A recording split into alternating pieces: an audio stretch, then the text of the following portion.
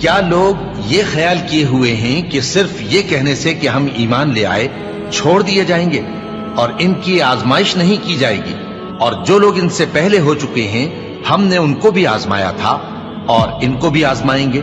सो अल्लाह उनको जरूर मालूम करेगा जो अपने ईमान में सच्चे हैं और उनको भी जो झूठे हैं। क्या वो लोग जो बुरे काम करते हैं ये समझे हुए हैं कि ये हमारे काबू से निकल जाएंगे? जो फैसला ये करते हैं बुरा है। जो शख्स अल्लाह की मुलाकात की उम्मीद रखता हो तो अल्लाह का मुकर्रर किया हुआ वक्त जरूर आने वाला है और वो सुनने वाला है, जानने वाला है।